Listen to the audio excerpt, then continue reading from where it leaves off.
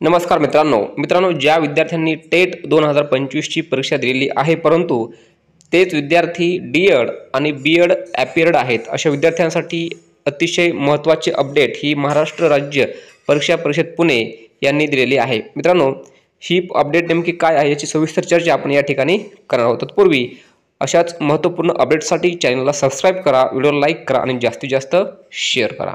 मित्रांनो, शासन शुद्धीपत्र क्रमांक संकीर्ण 2022 प्रकरण क्रमांक 106 TNT 1 दिनांक 2 मे 2025 अन्वये तसेच या कार्यालयाचे म्हणजेच महाराष्ट्र राज्य परीक्षा परिषद पुणे यांचं प्रसिद्धी निवेदन दिनांक 3 मे 2005 अन्वये उमेदवारांनी व्यावसायिक अर्हता त्याच वेळीच्या संधीत उत्तीर्ण झाल्याचे गुणपत्रक वा अन्य वैध प्रमाणपत्र महाराष्ट्र राज्य परीक्षा परिषदेकडे सदर व्यावसायिक परीक्षा उत्तीर्ण झाल्याच्या दिनांकापासून कमाल 1 महिना कालावधीत सादर करणे अनिवार्य आहे। विहित मुदतीत गुणपत्रक वा अन्य वैध प्रमाणपत्र उमेदवाराने सादर केल्यानंतर त्यांचा निकाल स्वतंत्रपणे जाहीर करण्यात येईल असे कळविण्यात आले होते।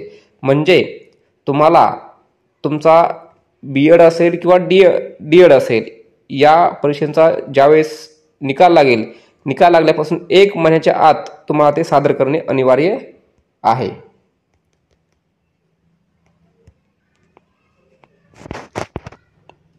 तरी उपरोक्त प्रमाणे उमेदवारांनी व्यावसायिक अर्हता त्याच वेळीच्या संधीत उत्तीर्ण झाल्याचे गुणपत्रक वा अन्य वैध प्रमाणपत्र व्यावसायिक परीक्षा उत्तीर्ण झाल्याच्या दिनांकापासून कमाल 1 महिना जास्तीत जास्त 1 महिना कालावधीत तुम्ही महाराष्ट्र राज्य परीक्षा परिषद पुणे या कार्यालयास एकतर ईमेलद्वारे, तुमच्याकडे 4 ऑप्शन आहेत, एकतर ईमेलद्वारे, पोस्टाद्वारे, हस्तपोच जर तुम्ही सादर केलं तर तुम्हाला शिक्षक अभियोग्यता व बुद्धिमत्ता चाचणी म्हणजे टेट परीक्षा 2025 चा जो नोंदणी क्रमांक आहे तो आणि बैठक क्रमांक तुम्हाला नमूद करणं अनिवार्य आहे। किंवा तुम्ही इथे एक वेबसाईटची लिंक दिली आहे, याची लिंक मी तुम्हाला डिस्क्रिप्शन बॉक्समध्ये देत आहे, त्या ठिकाणी जाऊन या लिंकवर तुम्ही तो ऑनलाईन फॉर्म भरायचा आहे। नंतर तुम्हाला हस्तपोच किंवा पोस्टाद्वारे ईमेलद्वारे काही पाठवायची आवश्यकता भासणार नाहीये।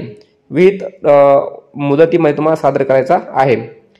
शिक्षक अभियोग्यता व बुद्धिमत्ता चाचणी टेट परीक्षा 2025 मध्ये प्राप्त केलेल्या गुणानुसार त्यांचे गुणपत्रक नंतर त्यांना स्कोर कार्ड देण्यात येईल।